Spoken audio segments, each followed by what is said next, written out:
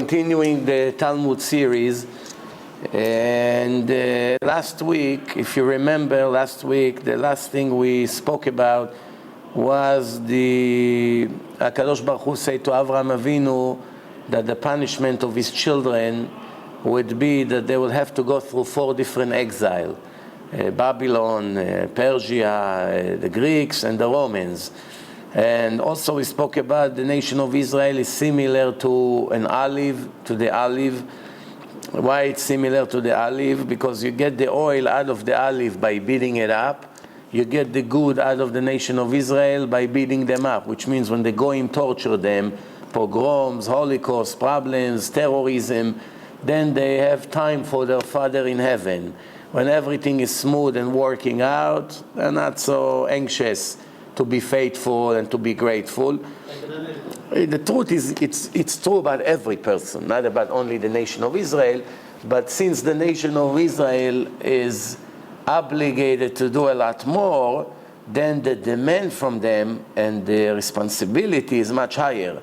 When you have 2 kids, one you don't expect so much, and the other one you expect a lot.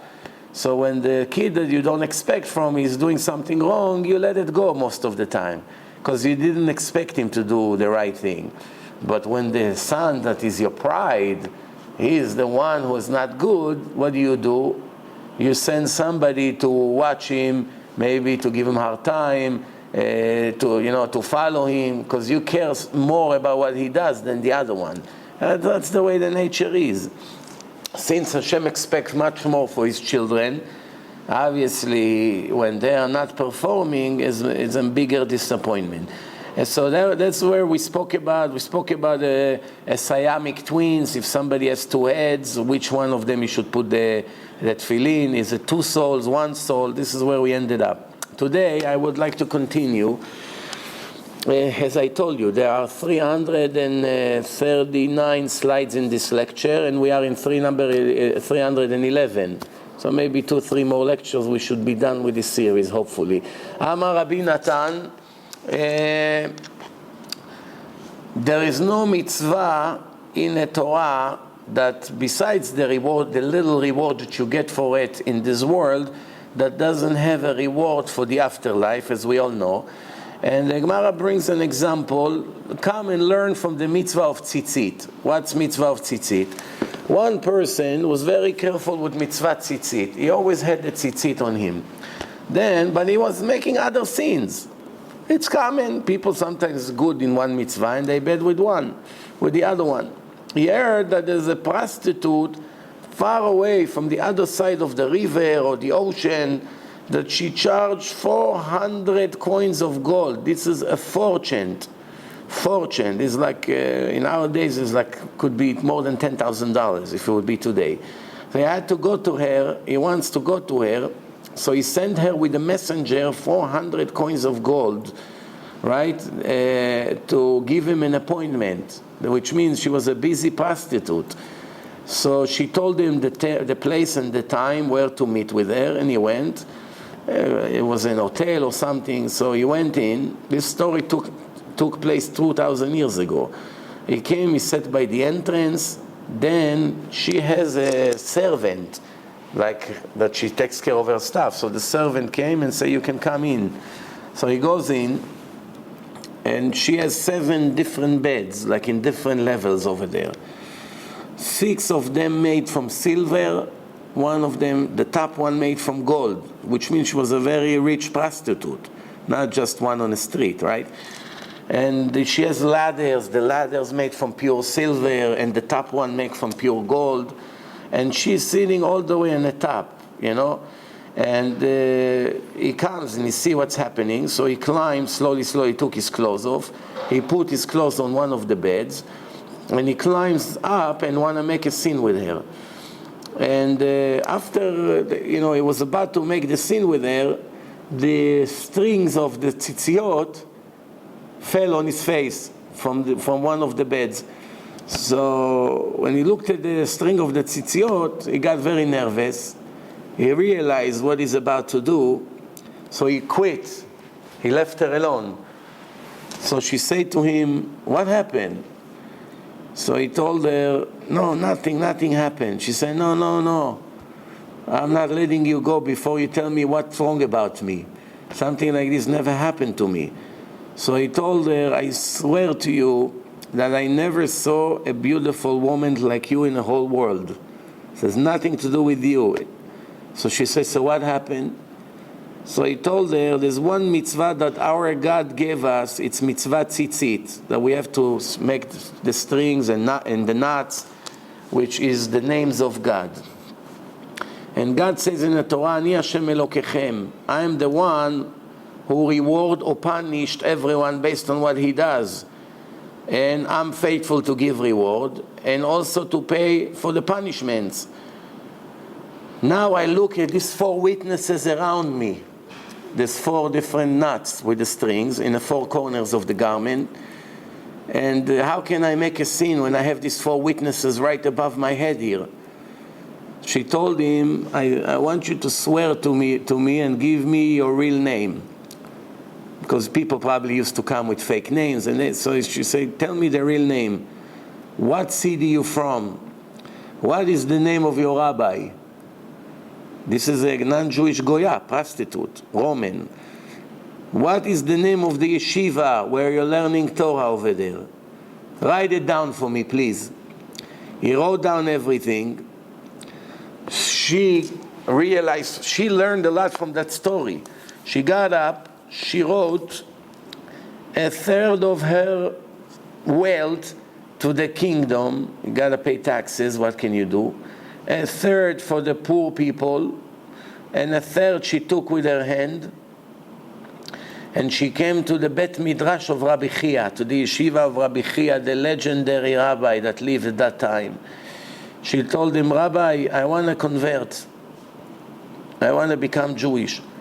He told her, maybe you like one of the students here, that because of that you want to become Jewish? She said, no, I learned from a story, and I want to make repentance. So, she took the note out, and she brought the sheets with her. And she said, these sheets, that the sin was about to happen with that, now a mitzvah will happen with that. Something kosher will happen with these sheets. So after they were convinced that she's very serious, she gave to the poor, she realized she stopped with what she's doing, and they converted her. And in the end, they got married, her and the guy. So it's very interesting, this story, because when you look at the story, something like this can happen today even. It can happen to a person. A person goes very down with his spirituality, he ended up, he married a non-Jewish prostitute, he find her, whatever, and then he's about to make a sin, and he stop, and she asks why, and he say, well, I'm afraid of God, he's watching, this, tzitzit, he tells her the story, and this Gentile, the Goya, if she's clever, she's impressed. Wow, how can a person hold himself being with the most beautiful woman, together in a room, and just because of his Yirat Shamayim, he has fear from God, he doesn't want to make a sin. So obviously, it's almost impossible for her to find something like this where she lives, with her environment, the kind of people she hang out with. So she gets very impressed, she converts, and then she marries him. But let's look at that from the guy's point of view. The guy was about to make a sin. How long would be the sin? 1 hour and it's over. And he paid fortune for it. 400 coins of gold. So, when you consider how much he paid and what was his sin and all that, how much he enjoyed from the sin? Not that much in the end. Now he got that beautiful woman to be his wife, and she converted, so she's like a new creature, a newborn. It's like a new baby. And now he got her for good. And this is basically how everything works with Hashem. Whatever you can eat with a sin, you enjoy temporary pleasure and it's over. If you give up that pleasure, you will get a permanent pleasure. You understand? And besides that, she became his wife and he enjoyed with her. When a person has a pretty wife, is one of the things that make him the happiest in life, right? The Gemara says 3 things make the mind of the person happy. the mind of the person always in a good mood and feel great about himself. One, he has a nice house, nice utensils, things that he uses, all like top of the line quality, and a beautiful wife. So if a person has beautiful wife, beautiful house, and beautiful things, marchivim et da'ato shel ha'adam, he has a peace of mind. He is never worried, always in a good mood. Even when things happen to him, he say, well, I can comfort with the fact that I have a nice wife, a nice house, everything that I drive, a nice car, whatever. So it makes him feel good about himself. I'm talking here in this world, right? So what happened here? So this guy, not only that he enjoy here, that he got this beautiful woman to be his wife, the best part is that when he goes to the afterlife, his reward is endless. How long he was with her? 10 years, 20, 40, whatever they were married. Eventually, even the most beautiful wife, she's not as pretty when she becomes 60, 70, 80, right? So, he enjoy X amount of years. And in the end, when he comes to his trial, they see that he was about to make such a sin, and he was able to hold himself thanks to mitzvah tzitzit. Oh, there's no end to the reward. The Gemara continue. The Gemara says like this: Amar Rabbi Yoshua ben Levi. We're still in the same subject like last week, still in the same place. We're in Gemara in Masechet Menachot. Why the nation of Israel is compared to an olive? Remember last week we said because when you beat up the olive, the oil comes out. So to get the good out of the Jew is only with agony and pain and suffering and pogroms and the goyim after them, and that's it. So now is another example.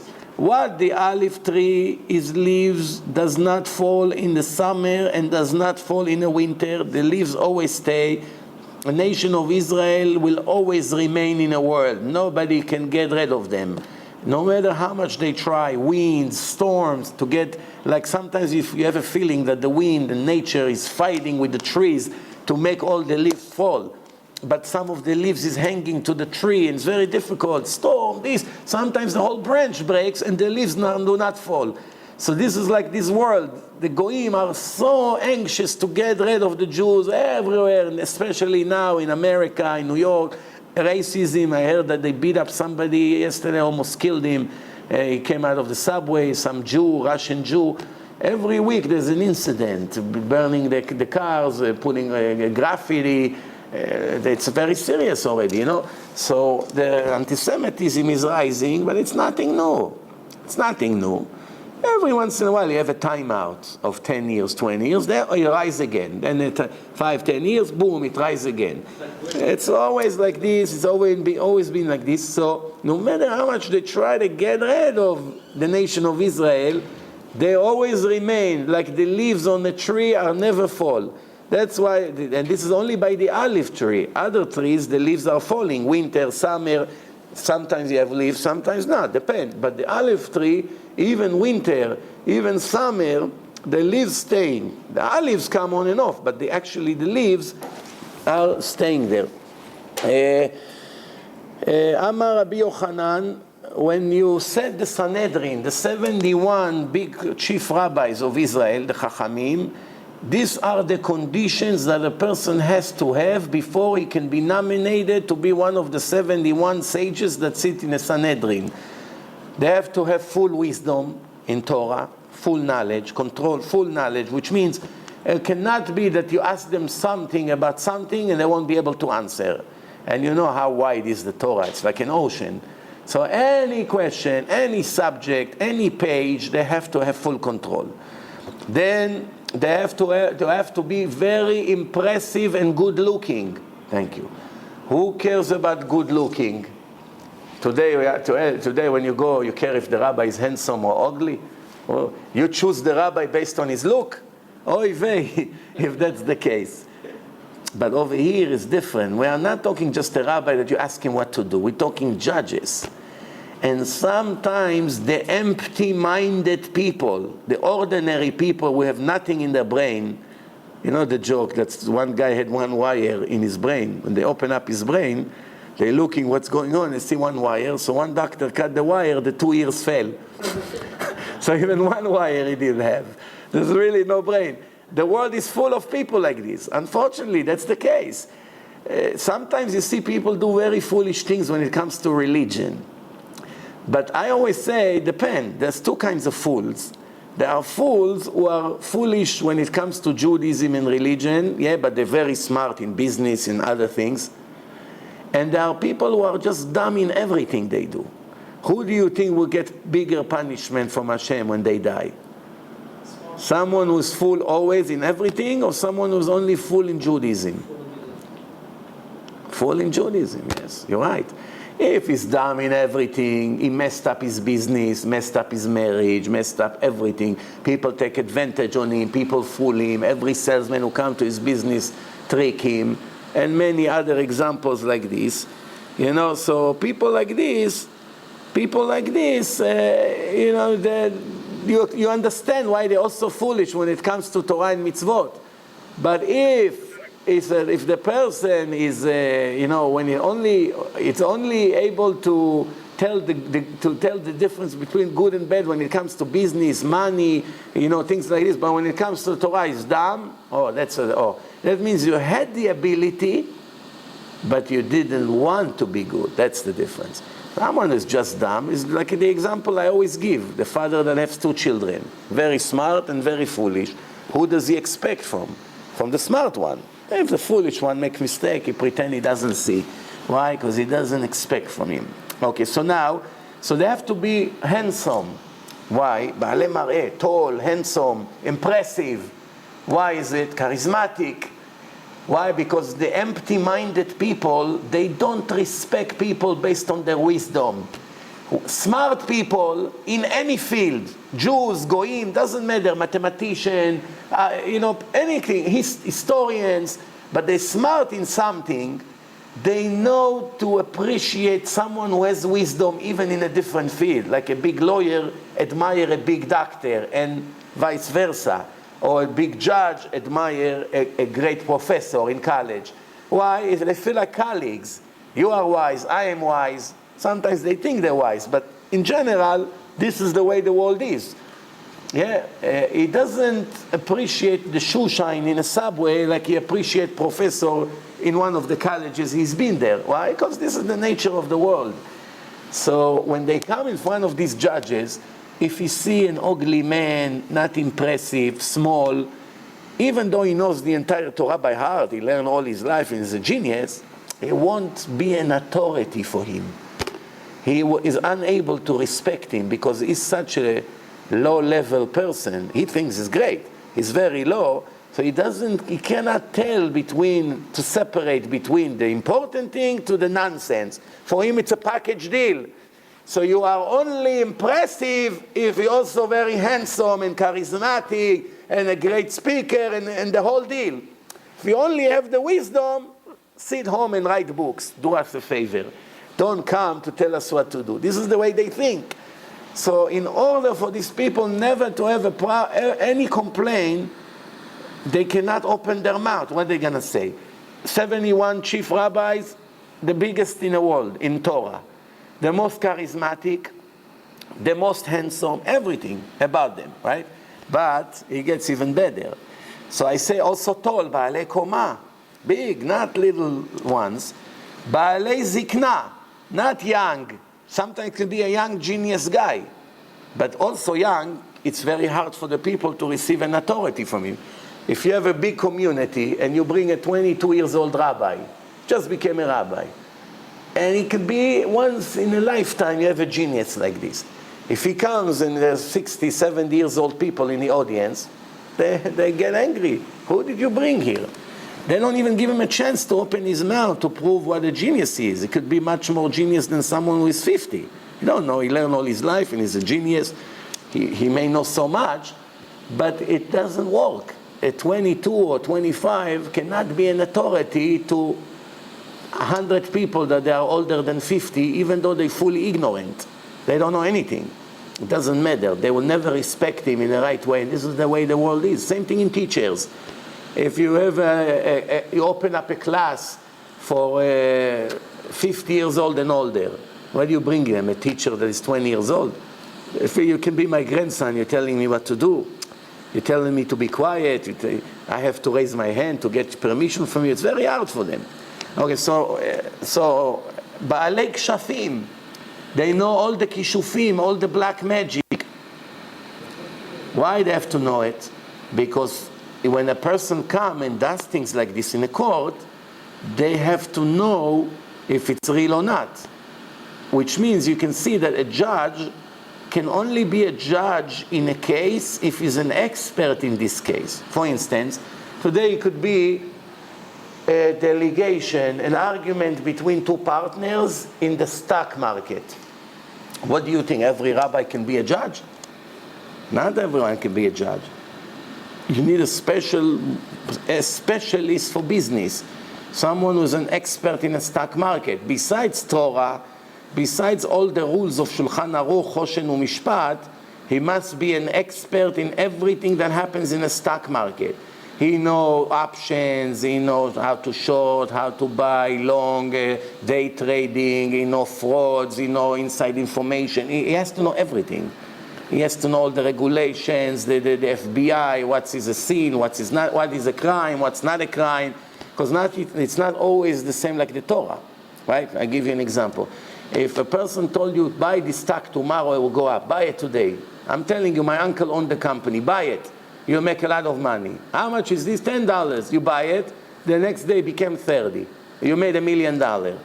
What happened to you if they catch you? You go 6 years to prison. They take away all your money, include your home. That's what's happened here. It's called inside information. But if you got caught by the Jewish police, according to the Torah, they say you're a lucky guy.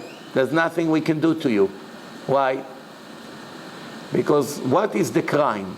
If my friend's father wants to sell his business and it's not on the market yet, and he comes to me, my friend, and he says, listen, I like you. My father is about to sell $1 million business for $500,000. Run quickly to his home, knock on the door, offer him the money, buy it before he puts it in the market. And you ran and bought the business for half a price. And he just saved you $500,000. And then you got caught. That you knew before everyone else in the market to run to buy that business. Where is the crime? What? You just got lucky. So same thing over here. If somebody told you this company will go up tomorrow, you got lucky that somebody told you. By the way, you should know, like in Japan, it's legal. The Japanese didn't see a crime here. And in some other countries, but in some countries it's a big thing. In America, it's compared to like rapist. A rapist and someone who received information and bought stocks getting more or less the same punishments. Hard to believe, but that's the way it is. Just for lawyers, they have to pay $300,000. You know, after they get caught by the FBI. It's a horrible thing. So what do you see here? Sometimes you come to a Jewish court, according to them you're completely innocent, but according to the country where you live in, you'll be criminal. Or sometimes it's the other way around. The other way around. For instance, if you told Lashon Hara about somebody, gossip, and because of you he went bankrupt, nobody ever went into his business, in the Jewish court, even if you say the truth, you say something about him and his wife. You went and told the people, you know, this guy is a very bad guy, he beat up his wife. You told it to people. And now nobody wants to go to his business because they hate him because of that. And he went bankrupt. If he sues you in a Jewish court, you are guilty. If he sues you in a secular court, the judge say, well, you say the truth, it's not Lashon Hara. In the Israeli secular law, they don't understand that Lashon Hara, what the Torah speaks Lashon Hara, it's Lashon Hara about the truth. If you make up a lie, it's called Motzi Shem Ra, it's a much bigger sin. But Lashon Hara, who say you're allowed to publish the truth about a person and destroy him? The punishment he's going to get compared to the sin that he committed is no comparison. Let's say one time he lost his temper and he beat up his son or something, or he embarrassed his family in public. And now you went and told the story about him, and it caused him $1 million damage. Maybe they wanted to nominate him to be the president of the company, and a day before you came and told the story, and now people got called. Maybe we shouldn't get him after all, and they vote against him. in the next 5 years, he lost $1 million in salaries because of the 2 minutes Lashon Hara that she spoke. In a Jewish court, you are guilty. You come in front of God, you are guilty. You go to a secular court, you say the truth. We don't see anything wrong. Today, for the first time in Israel, since it became a country, finally the government started to realize that we have to set a limit to the amount of Lashon Hara that people speak.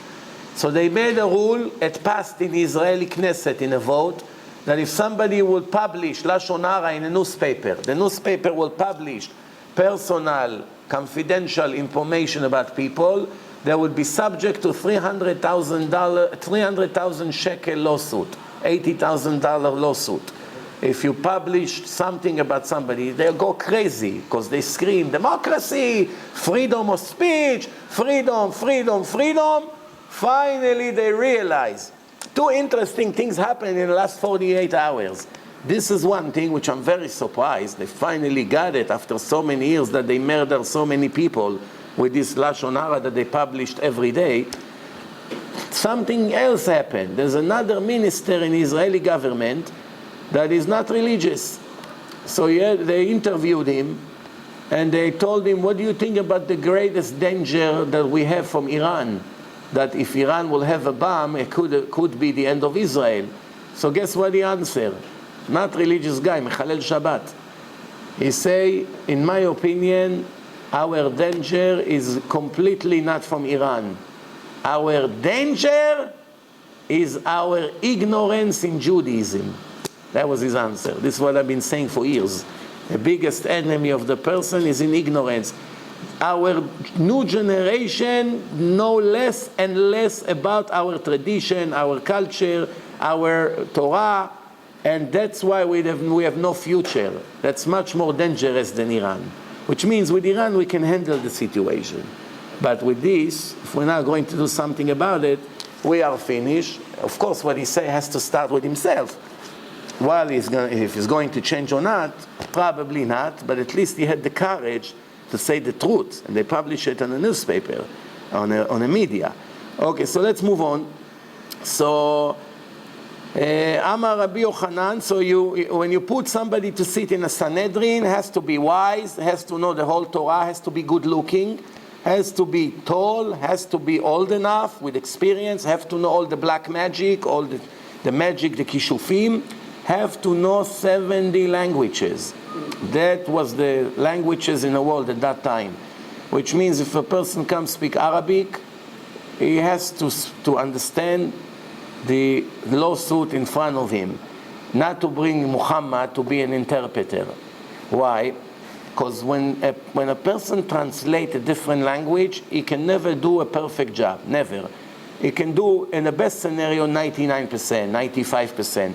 Here and there they translate words a little bit different, and the deep meaning of the word can change the entire verdict. This is, by the way, what happened to all the goyim when they translated the Torah. When they translated the Torah. For instance, you know that the Christians have a big scam. They took the words of the prophet Isaiah that is speaking about Alma. Alma in Hebrew, you ask any Israeli all over the world, any Alma means young girl, young woman, young lady. So they translated it in their language to the word virgin. If after the Jews told them so many times, you are modifying the real translation, it's not the truth.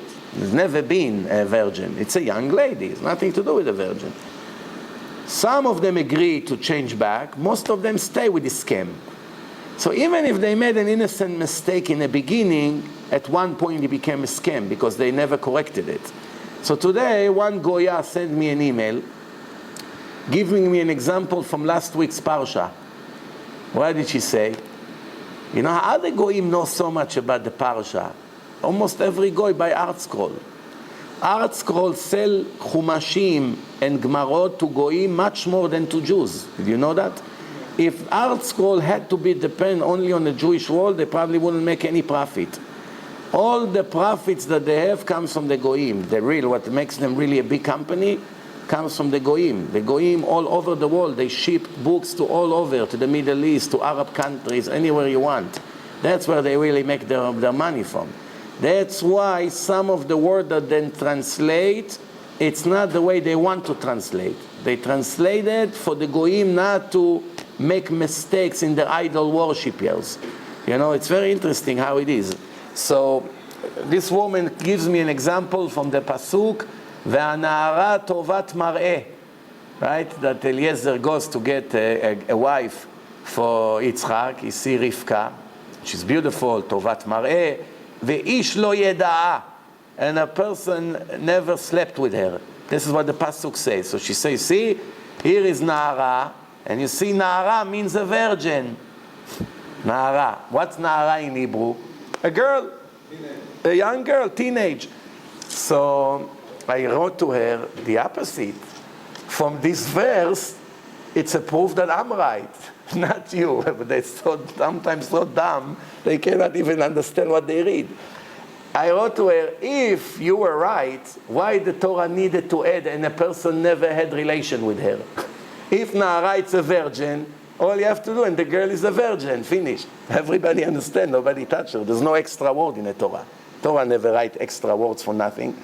So the opposite, because it say Nahara, which is only a young girl, the Torah needed to write clearly, Ve'ish lo yeda'a, and a person never slept with her.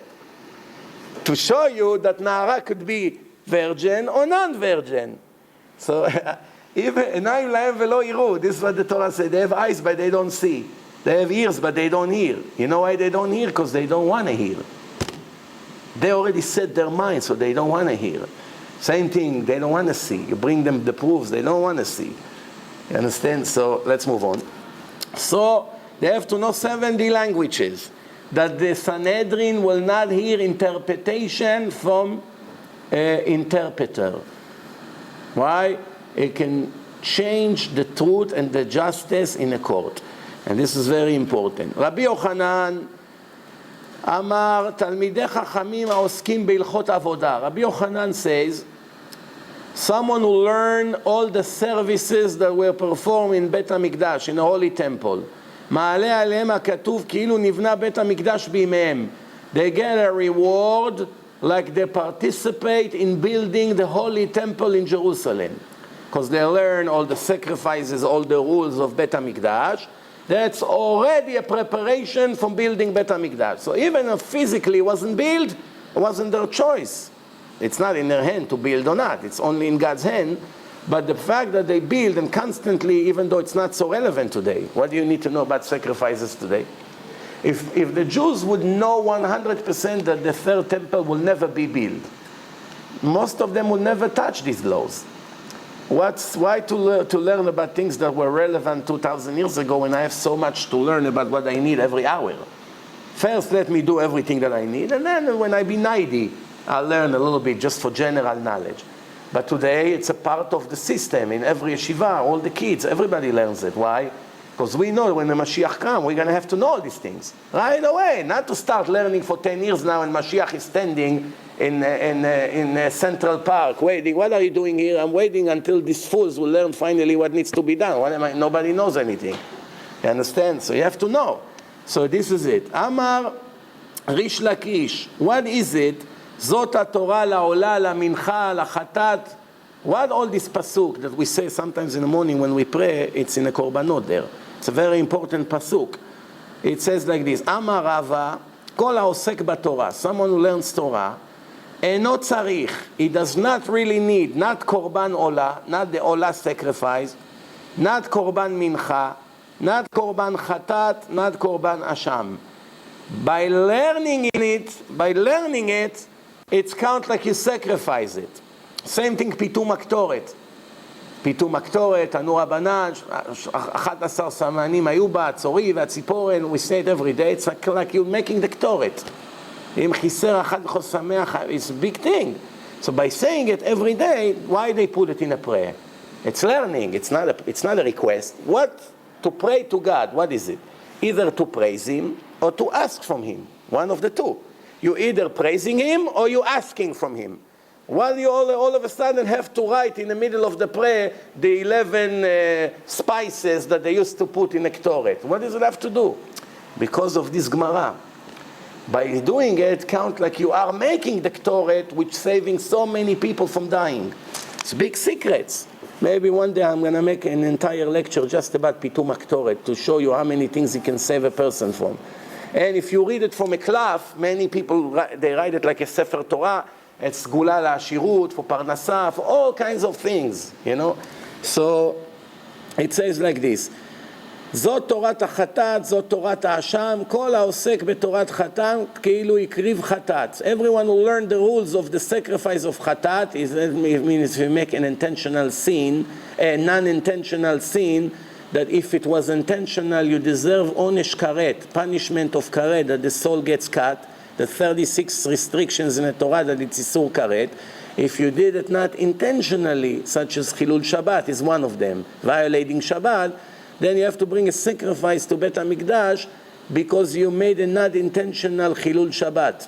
Understand? So today when we don't have the Bet HaMikdash, if a person by mistake was Mechalel Shabbat, how is he going to bring a goat to Bet HaMikdash? There's no Bet HaMikdash. What's the replacement for it? If he learns the rules of Korban Chatat, right? I spoke about it in my other series, the Taryag Mitzvot, the 613 Tzvot, explain all the rules, apply to it, who, when, what, for what. Yeah. So if you learn all these, it counts like you actually sacrifice a Korban Chatat. Look at the power of learning. The Gemara say, HaKadosh Baruch Hu is not bringing a damage to the world from the animals of the righteous people. And it's needless to say from the righteous people themselves, right? If Hashem is careful that a righteous man has a horse or a donkey, that his donkey will never kill someone, or the horse will never ride over somebody who lay down in the grass at night, or anything like this, there's an extra protection that the animals of the righteous people will not bring any harm to the world. The Gemara brings a story. Rabbi Pinchas ben Yair, Ava Ka'azi lepidyon shvuim, was on his way to redeem a Jewish prisoner from the hands of the Goyim. Pagabe beginai Nahara. He went to the river of Ginai. There was a river. Now he has to cross the river. It's deep. How is it? He doesn't have a boat. What is he going to do? Amar leginai chalok lememecha ve'ayevor bach. He started to talk to him. Please split. Make me an aisle that I can go through. You know. So, אמר לו, אתה הולך לעשות רצון קונך, ואני הולך לעשות רצון קוני. אתה ספק עושה, ספק אתה עושה, ואני ודאי עושה. So the river told him, you are doing what you're supposed to do in your purpose, the purpose of your life, to satisfy your Creator, and I am busy satisfying my Creator. You trying to do what he told you to do, there is a doubt. Maybe you'll be able to do, maybe you fail. I am for sure not failing, which means my Creator told me that I have to be here. I mean, this is, now who's talking here? The water? The water cannot talk. Who is he talking to? To the angel. The angel who is in charge of all the water in the world. Same angel that helped when Moshe split the ocean, the Dead Sea, all the miracles who ever happened in the world with water. There's an angel who is in charge of water. There's an angel who's in charge of metal. There's an angel who's in charge of other things in the creation. There's Malach Raphael, is in charge of all medicine and sicknesses and all these things. And every angel has a job. So he's speaking now to the angel. These people are not only they were Kabbalists, they were in such level that they were bigger than the angels. The angel of death couldn't take the soul of Moses. He couldn't take his soul out. Think about it. Rabbi Yoshua ben Levi, the angel of death, is 2,000 years ago. The angel of death could not win against Rabbi Yoshua ben Levi. What do we know about the angel of death? Can we do anything when he comes to take our soul? What can we do? Nothing we can do. They know all the secrets of the creation. So Rabbi Yoshua ben Levi not only did not let him take his soul, he eliminated his sword. It created a big mess. They asked Hashem, what are we doing with him now? So order him to return back the sword. But he was already in heaven. Say, come out of it. You didn't have a trial. He said, no, I swore that I'm not coming out of here. Look at the power a person arrived. So Hashem said, checked in his life, if he ever made a vow and never kept his promise, take him out. If all his life he kept every word he said, then there's nothing we can do. I check his entire life in the court of heaven. Every word came out of his mouth, he kept 100%. He never dismissed it, never canceled, never lie, never regret, never changed his opinion. Whatever he said, he did. Hashem says there's nothing we can do with him. He is one of the 10 righteous people who went to heaven direct. No trial, no death, no nothing. Rabbi Yoshua ben Levi, one of the 10 in history, which if I remember correctly, 3 or 4 of them were goyim. Among them Eliezer, the servant of Abraham, one of the kings of the goyim. Yeah, there's a list of 10 people. Eliyahu Hanavi is one of them, Elijah. So anyway, so what do we see here? So the river refused to split. The angel said, well, what is this? Everyone who ordered me to split, I'm going to split. I have to do what God ordered me. It's the law of nature here. So he said to him, if you do not split, I will make a decree that all the waters that you have floating in your river will dry up. You won't have any more water. I'll make a decree, listen to his power. This is Rabbi Pinchas ben Yair, that you will never see water floating here.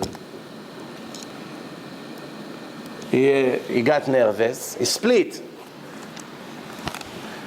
So then he saw a person that bringing wheat, cut wheat in bundles of wheat on his animal, that they can make matzot for Pesach. Now if the wheat will get wet, it become chametz. So he said, split for him also. Let him also go. You know? So he's busy with the mitzvah. You cannot close. Let him go through. So he didn't have a choice. He's afraid of him. So he split for him. Then he saw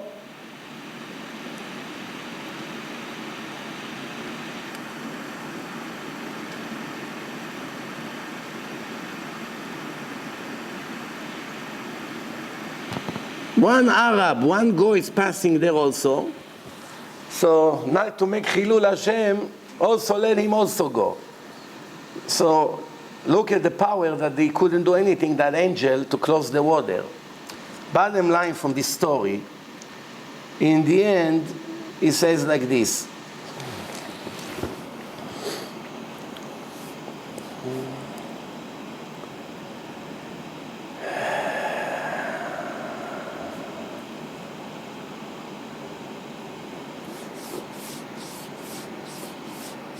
I'm thinking to myself if to go for the entire story because it becomes a little bit too long.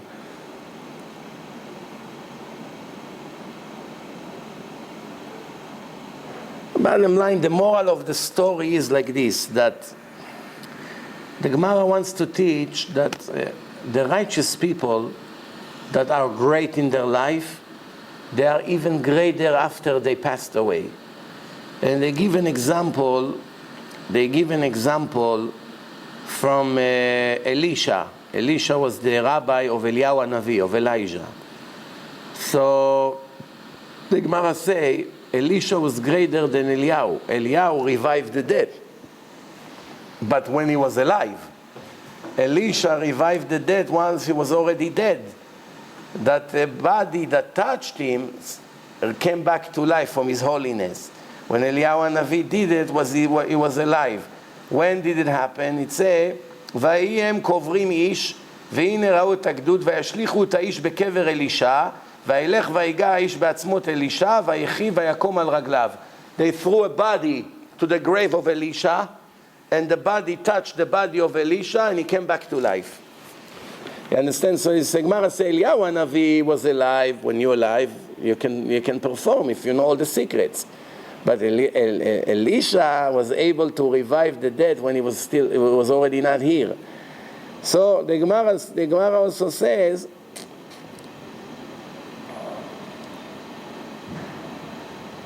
The Gemara also says, Pinchas ben Yair, this is the one we talked about, that he never ate a piece of bread that it wasn't his, from any other person his entire life. מהיום שעמד על דעתו לא נהנה מסעודת אביו. From the day he became mature, teenager, he did not eat even from his father's money.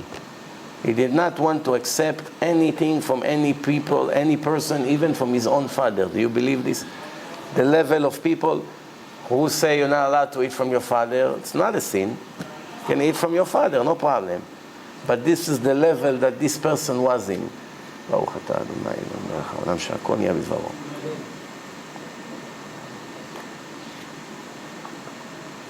Rabbi Hanina was 80 years old. He was standing on one leg and tried to remove the shoe from the other leg. They told him, Rabbi, how are you so strong? If a person knows that his health he wants to know if he's in good condition, he have to stand on one leg and see if he lose balance or not. As long as he can stay on one leg and is not falling, that means he's still in good physical condition.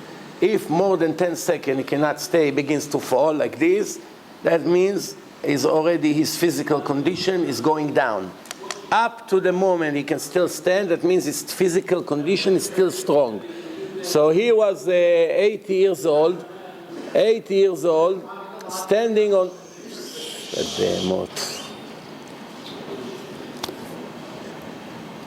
Life is hard when people have no derech eretz.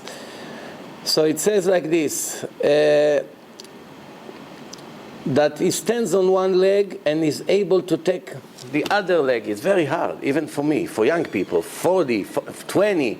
You stand on one leg and you try to remove another thing, you fall right away. 80 years old. So they told him, Rabbi Hanina, how come you so healthy bli ayin hara? He say, the hot water and the oil that my mother used to smear on my body when I was a kid are the reason that I'm strong in my old days. What do you think? That's really the answer? What is he going to tell them? I never made a sin in my life, so that's why I'm able to be 80, but I'm like 13. So he gives them an answer. The hot water, the oil, what does that have to do with standing on one leg? But the being humbled is very important. So, the Gemara says like this, one Roman goy, he saw a person fell from the top into the ground, and his stomach opened, and his stomach came out, his me'aim, everything came out. Very, very disgusting. So they brought him to his son and slaughtered him in front of him. And what's this whole thing? This is the power that this goyim had to make magic and fool the people. It's called achizat enaim. The magic, the black magic that people were able to do in those days were so confusing that sometimes it can fool a person. They brought the Roman that was watching this person who fell and his stomach came out, he brought his own son. And he says, he slaughtered his own son, and from the guy that was making these magics, he did it to the Roman. So the Roman started to cry. The other guy started to cry, and he said, don't worry. And the me'aim, the stomach, came right back into the stomach, and the body closed, and it looked like he saw the stomach, and he got up on his leg, on his legs back. What is it like? You know, like today, the magicians, you go to a show, you take a person, you put him in a box, then they take a sword, they cut it, they move it with the wheels, so you see the feet is over there, he cut, the head is over there. You wonder to yourself, how can it be? It's 5-6 feet between the legs, space, 2 or 3 feet in between. What's going on here? It's very hard to understand how they do it. The difference is that everything they do today, it's a trick. They're fooling us. There's something we don't know in a story. It could be someone else's feet in different ways, folded. There's all kinds of tricks. Once in a while, the magician teach you, and then you say, how could I never think about it? But over here, we are talking about something that it's really blinding the people. Not like tricks, bringing another person, hiding him. It's mamash real black magic, like Yosef. They can take a person and turn him into a donkey for a few hours. And then when the magic wear out, then all of a sudden you see a person is getting up, the donkey became a person again. Hard to imagine such thing. You know, it looks to us like fairy tales. The Gemara said that they saw a man in a market riding a donkey, and then the black magic wore out. So he was sitting on a woman, and everybody started to curse him. Shame on you, what are you touching this woman? Like, what are you trying to do? And he said, no, I didn't, it was a donkey. They fooled him, they sold him a donkey. It was really a woman that they turned her into a donkey. Or there was a mikveh, a shower, public shower. So one rabbi went into the water, and the guy that was there froze him. The rabbi was like this in the water, and he cannot move. Frozen, like ice. So the other rabbis that were there knew that this guy made the magic to freeze the rabbi. So they waited that the guy go back. There's a turning door, you know, like in the airport, you have these round doors. So as soon as he got to go out, they froze him over there. That everyone was coming in, it was hitting him in his face. So he said, let me go. He said, release the rabbi, we release you. He had his magic, so they couldn't release the rabbi. So only after they released the rabbi, they released him. So I mean, they know also these magics. The world, in a spiritual way, was much, much higher, and also the impurity was much, much higher. This is an example how we had Moses and we had Bilam. Moshe, speaking to God, splitting the water, bringing bread from heaven, doing all kinds of things. And Bilam also have power. Look, Bilam, they hire him. Balak, come, we'll give you everything. You're able to know when God is angry, to curse the Jews, this. How does he have this power? This guy. The impurity had very strong power. That's the explanation why so many people were falling into idols. How can you follow an idol? You make an idol and now you bow down to him. Help me, I need to make a living, I got to find a job. If you do such a thing, it'll put you in a mental institution. So you fool, you just made this idol. Why are you asking him to give you help, to help you? But the people showed that these idols are doing all kinds of things. They are making all these black magics. The idols doing all kinds of things. You know, as a matter of fact, I used to learn with a guy that was in India. And he told me, in my own eyes, I saw in India how one of these Indian magicians feed a statue with a yogurt. He put yogurt in his mouth and the statue is drinking. And everyone's standing like that. Of course, they make all kinds of things. But in the old days, it was real. That's the problem. Amar Rabbi Yochanan, a father, someone that his father left him a lot of money. He has a millionaire father, and his father passed away, and he left him many millions. If he wants to lose this money quick, nobody wants to lose the money, but he say, if you're going to do A, B, C, you're going to lose the money quick. What are you going to do? If you're going to dress linen, this is like an expression, you're going to wear the best material, very expensive clothes, which means you're going to live in a very high society, fancy lifestyle. Spend a lot of money, so quickly your money will be gone. We'll use glass utensils. That was only for the rich people. There's all the ceramic, and then there is this beautiful crystal and this, okay, which was very expensive. Will hire workers and leave them to work by themselves. Will not supervise them, right? So, to use a fancy life, you don't need a Gemara for it, right? Everybody knows. You buy a $10,000 suit, and another one, you spend your money like crazy. In the end, your money will be gone. Same thing, fancy cars, fancy watches. The more you spend, 2-3 years later, what happened? I ran out of money, I need a loan. Why? Your father left you $10 million. Yeah, but I bought here, I went there, I bought this, I bought that. So he finished with the money. But the third one, it's news. Why it's news? The news is that many people today, they have businesses and they put somebody to watch the business. All of them live in some kind of illusion thinking that the people over there are faithful, they don't steal, they do a good job. But the truth is, if you really check, every person who leaves his business in the hand of strangers, who knows how much he loses? There's no end to how much he loses. And once in a while, I have a friend like this, that he has restaurants, and he leaves it in the hands of people. And one time, one of the managers was sick. He couldn't come for a week. And my friend said that that week he made triple business. No holiday, no nothing. Triple business he made profit that week. Which means the manager was stealing the manager was stealing 2/3 of the profits to his pocket. And he started to follow him. He put somebody to follow him, and in the end they caught him stealing. And he confessed it with cold cuts. Not allowed, right? But there is a food called kachli. Kachli. That it's like the stomach of the animal where the milk is.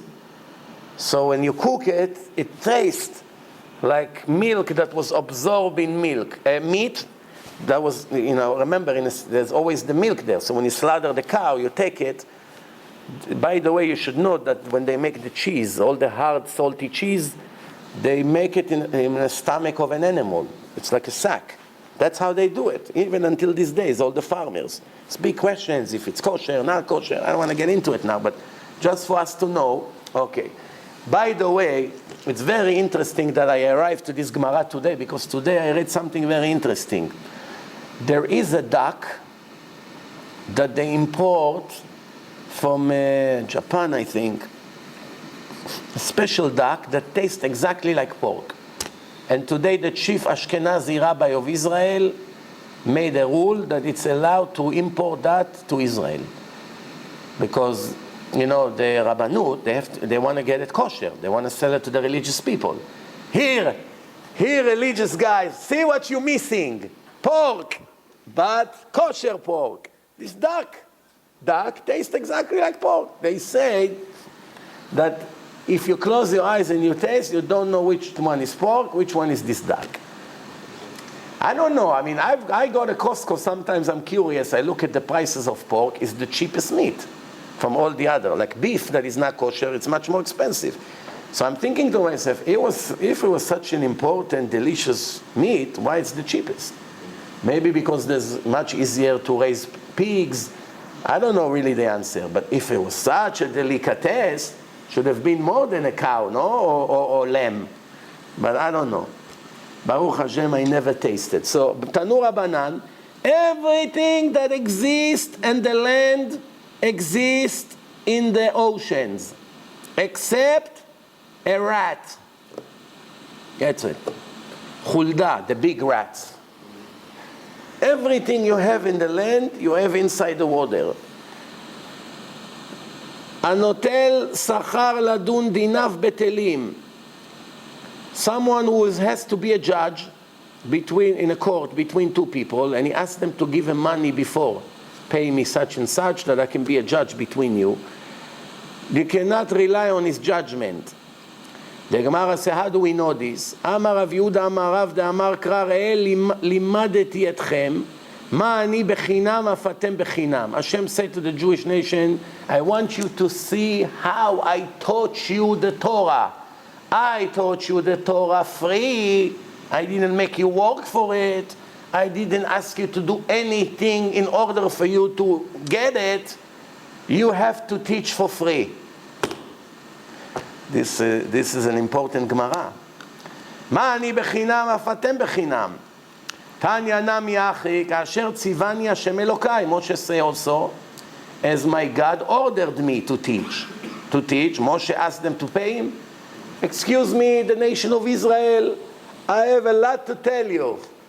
$300 an hour. Private tutor. Only the ones who pay I'll teach them what God told me. Huh? Today it sounds too familiar today. Oh, you want to convert, Christine? No problem. $100 an hour, and she drag her 5 years. Right? Very good way to make parnasa. All kinds of things. If you're not honest, you're not honest. That's all. So it says, what happens if nobody wants to teach you for free? Are you allowed to pay? The answer is yes. You have to pay. If the choice is between not to learn at all or to learn with paying, the answer is you must pay. Talmud lomar emet kne. King Solomon wrote, buy the truth with money. Don't be stingy. Pay any price for the truth. ומניין שלא יאמר כשם שלמדתיה בשכר, כך אלמדנה בשכר. Now he may come and say, when I went to yeshiva, I paid a lot of money to learn. Now you want me to teach you. You pay me what I pay my rabbi. Not allowed to say this. When you go today to the doctors, you say, doctor, my elbow is swollen. Tonight, put 2 pillows underneath, put your arms like this, the blood will circulate, 2-3 days, everything will be fine. $1,400, please. You're laughing? It happened to my brother. It's exactly like this. On the way to his car, he looked at him, he told him, because he forgot to call him in. He was on the way out. Well, we're waiting here. What's your name? Why didn't call him? A mistake. Okay, what's the problem? Only way with this way. Okay, you put 2 pillows, you put your hand like this, 2-3 days, everything will be fine. $1,400, 12 years ago. Probably today it's $2,400. So when I called to ask, I don't understand. $1,400 for what? You didn't even sit a minute in your office. You know how many years it cost me, my college, my medical school, my insurance? For that you pay, not for the 5 minutes. So he has a point, no? Like they say in tolls. You know why you pay tolls? Know how much it costs to build a bridge? I promise you they already paid 100 bridges. 100 bridges a long time ago. But the scam will always remain. We are going to days that to pay gas and tolls to get to your job would cost double than what you make. Not far from now. It's already very close to it. If you look, if a person has to drive an hour to work with the traffic that we have today, with 2 or 3 bridges that he has to cross, George Washington and then the Triborough, which is 2 minutes ride, 5 minutes ride, sometimes people have to cross. So 2 on the way, 1 on the way back, gas, tires, oil change, this, almost $100 to get to work. And then you make 100, they take taxes, you lose money. What do you expect from people to go to work? Of course they rob a bank. You saw 50 black people in Virginia, what they do in Baltimore? No, in Maryland.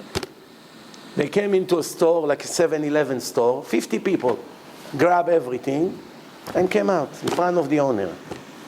We want to make a party, we don't have money. Many people get robbed, you should be aware of it. There are robberies every second, everywhere you go. Robberies, why? Have nothing to lose.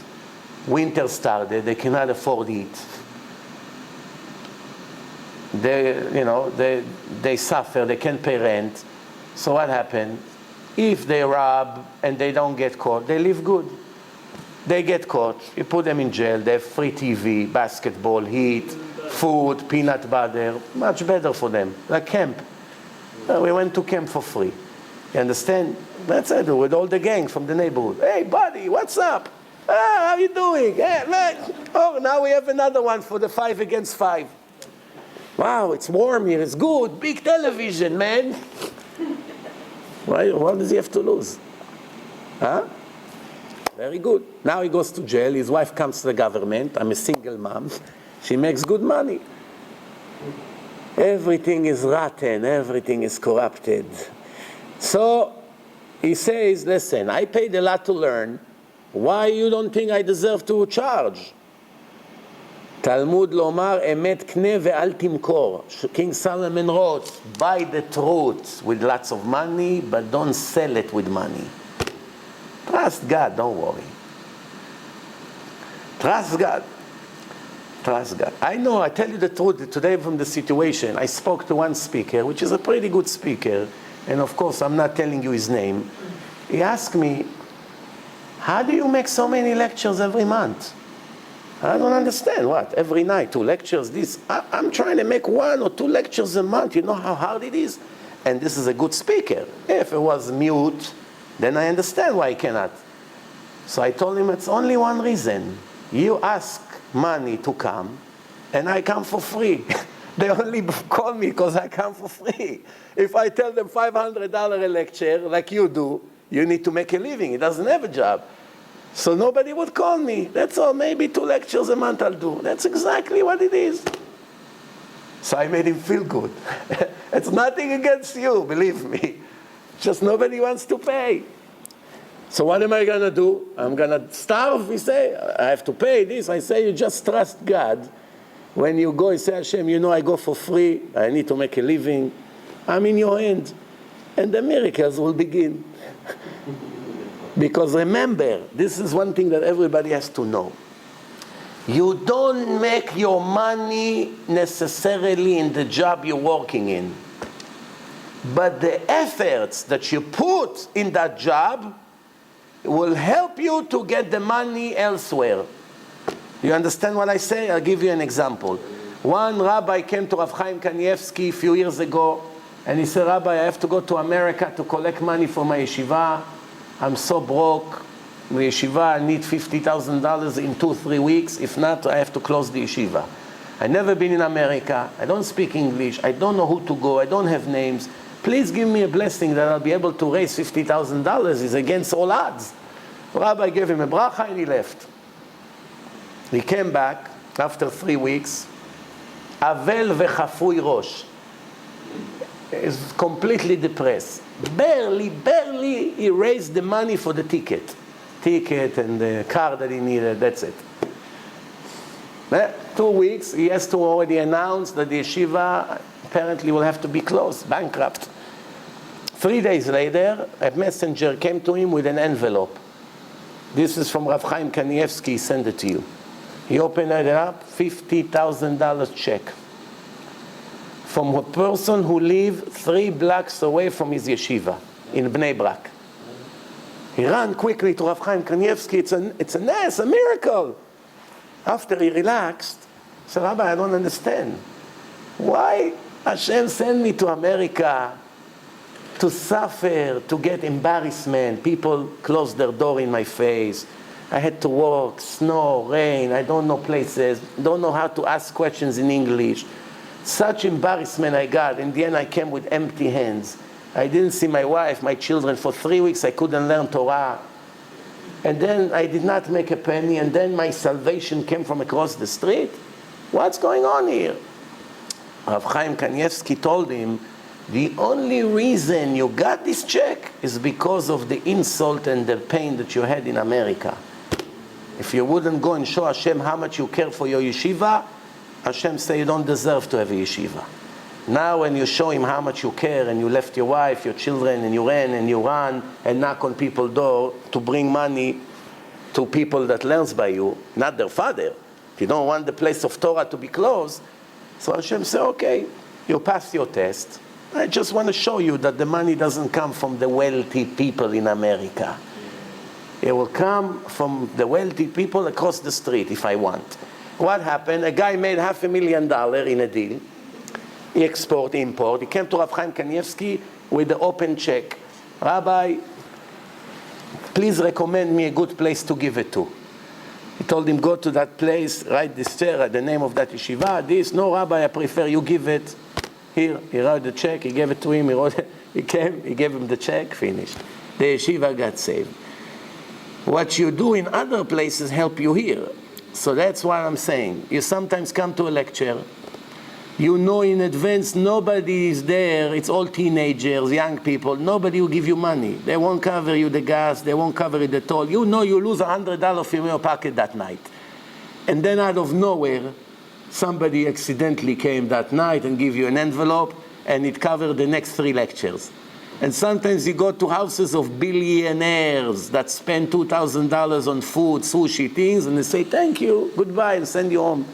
and you pay for they have $50,000 chandelier, 5 cars in the driveway, and they say, thank you very much, you want some cookies? That's what happened. It's all from Hashem. You have to, Hashem, you are the one who gives the money. Not him and not her and not him. You don't see people. You just see how Hashem wants to give you the money. In everything, not only a speaker. Everything, salesman, this, he goes, he thinks, oh, this guy has a good business, I'm going to make good commission here. Baloney, it's just a cover-up. It cover-up. I remember how long it's like this. Okay, anyway, so if a person is, he comes, a mohel comes, he has to check the baby before the breed that is not yellow. He pays time, gas, he comes, he check. Then he comes the day of the breed. Then sometimes they come even after the breed to check. 3 times a person come, drive to you, waste hours of his time, just because you take advantage, he comes and he has to do it for free because it's a mitzvah, so you enjoy to take advantage. The fact that the Torah say he has to do it for the mitzvah doesn't mean you have to take advantage on him. The Torah say, don't ask for money. But why are you not offering him for his efforts? Right? Or the same thing, you need to fix something in your house. And you have a friend that says, don't worry about it, I'll do it for free for you. Don't be a fool and be happy. Oh, I got away with the payment. Insist to give him the money. Insist. And if he doesn't want, check by somebody else how much a job like this costs. See the average prices and put it by him. Send him the money. Why? Most of the time that people don't want to take money, in their heart they are dying to take the money. But they are embarrassed. What people's going to say? Oh, he's my best friend, I'm going to charge him for the job. But sometimes he lose other jobs because of this job. He lose time, money, he could have been somewhere else making money. The idea is trust Hashem, don't take advantage on people. That's the idea here. And we almost finished. Let me finish this page. And Baruch Hashem, I think 1 or 2 more lectures and we're done with the series. We're getting to the slide number 319. We have 20 more slides, that's it. Lo yitol adam em al abanim. Now it's mitzvat shiluach haken. A bird is in a nest. You have to send the mother away and take the chicks or the eggs. Afilu letaer et hametzora. What does it mean to purify the leprosy? A part of purifying the leprosy is taking a dove, slaughtering it, take the blood, mix it. That's a way. That's like a sacrifice of the metzora after it. So that's part of purifying yourself. If you spoke to a gossip, lashon hara, and you have leprosy, you need that dove. Now you want to take it, you need it right away. But you take it, you take the mother, but you have to make the mother fly, right? So the mother doesn't want to fly. You always come back right away. So you say, you know what, let me take the mother. I'll take the mother, I'll use the mother for purifying the leprosy. So the Gemara say, you don't take the mother away to you when the chicks are still there. First you make her fly, you take them, you put them somewhere, and she comes, she sees an empty nest, she digests what she just saw, and then you can do whatever you want. Some people today, when they do this mitzvah, the mother comes, they see that nothing there, right away they put it back. The heart does not let them make the bird so upset that the chicks disappeared. Why do we have this mitzvah in the Torah? Did you ever think why Hashem gave us such a strange mitzvah? For exactly what I just said. When a person comes to do this, his heart is going on fire. Wow, what a cruel man I am. How can I do such a thing? How do I make these birds so upset? How can I take the children from someone? That's what he's thinking. And then even when he's brave enough to do it, all day he feels guilty. One day he dies, Hashem turn his video on.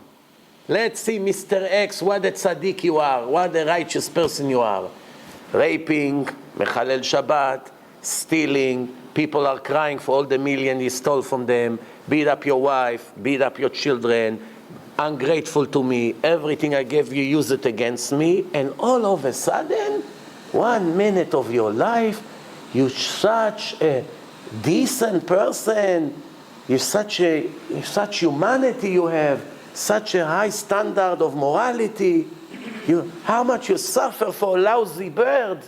Where was your conscience when you were ungrateful to me for 70 years for everything I give you? What did you say to me? Not only not thank you, everything I gave you, you take and do it against me and making me upset every minute of your life. Never bothered you. Now for a lousy bird, you're almost dying. You need Prozac for a week to relax. Why are you not going to work, Moshe? I'm depressed. Why are you depressed? I did a lousy thing today. Why? I took the chicks from the nest, I put them on the floor, the bird came. This is it, to hold you guilty. When I tell you to do something, you don't trust me that I know better than you. I know it's a hard test, I'm not saying no. But here it killed you, but when you drive on Shabbat, you smoke on Shabbat, it didn't bother you, huh? Why?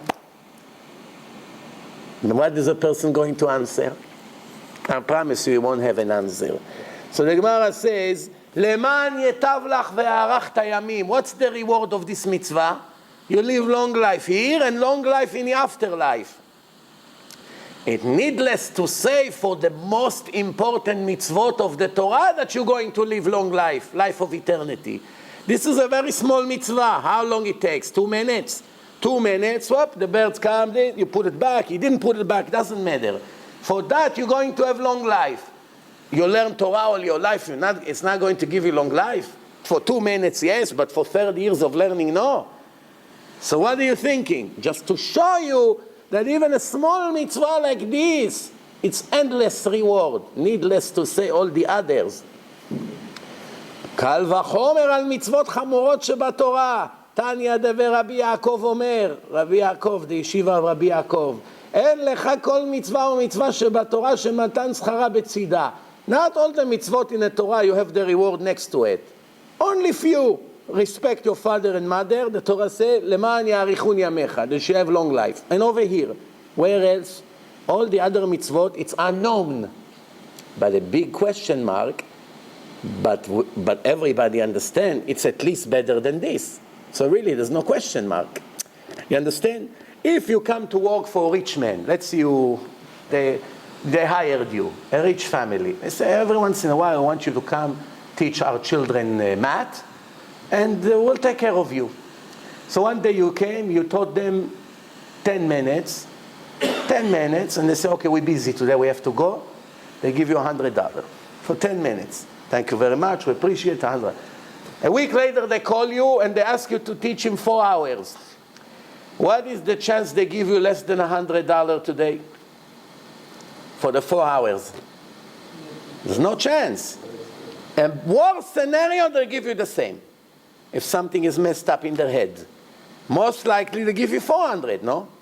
If for 10 minutes they gave you 100, for 4 hours, it could be even 1,000 if they calculate it by the minute. But for sure, it won't be less than the 10 minutes. So what fool does such a thing? For 10 minutes pay 100 and for 4 hours pay 50? So what, Hashem is more foolish than this person? That this person won't do it. No person would do it.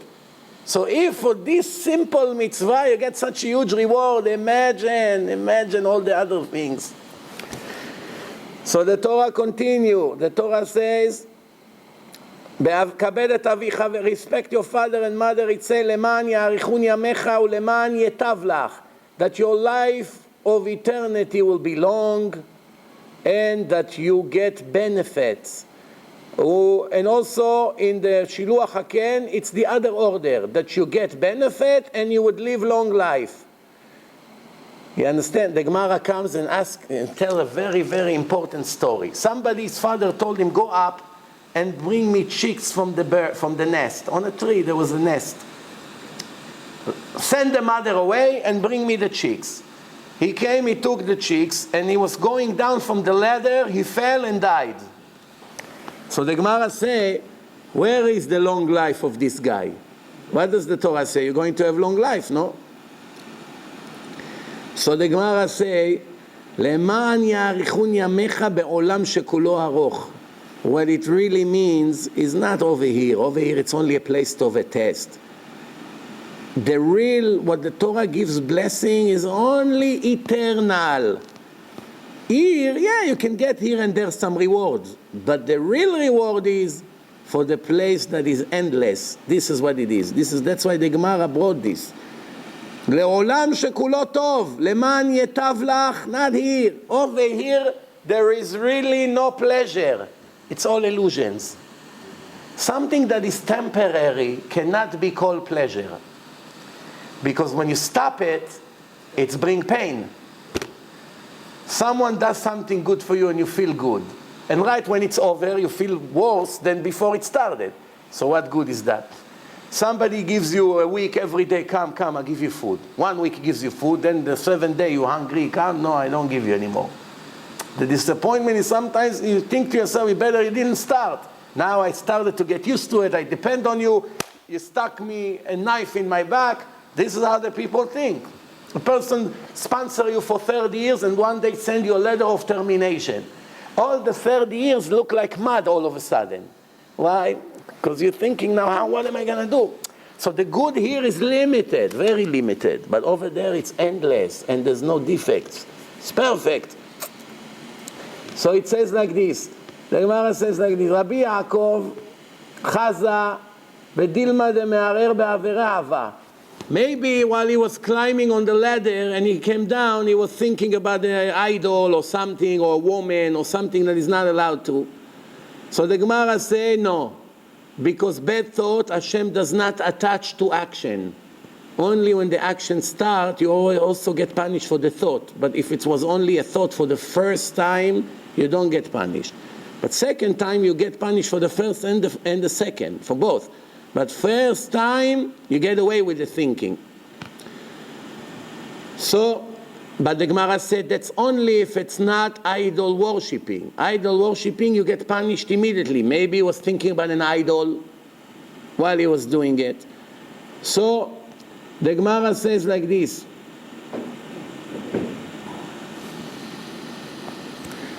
Conclusion of this whole thing, I know time is running out. Schar mitzvah be'ayi alma leka. The Gemara say, okay, why didn't this mitzvah protected him from dying? You should take the reward that he's supposed to get for this mitzvah later and give it to him now and save his life. The answer, there is no reward for the mitzvot in this world. Whatever you have, don't ever think that you got rewarded for things that you did. Maybe 1%, maybe you get. The rest is all for life of eternity, because it's an embarrassment to get paid here. Who wants to get in a temporary place? You want to keep it for the place that you're going to have it. If a person they send him a letter, you won $1 billion. Give us a week until we're able to give you the money. In the meantime, live here in a tent for 1 week until we give you the house with $1 billion. Big mansion with a bill. So they gave him a tent. So 1 week is in a tent, and they gave him the $1 billion. So he buy Picasso picture, he paints the paint, he put air condition, he bring a generator. So his wife telling him, Moshe, what are you doing? He said, I want to make the place beautiful. Persian rug, antique rugs, China table, this. So his wife told him, no. Why are you wasting the money on this tent? It's temporary. Keep the money for the mansion. This is us. Person live here. The week is this life.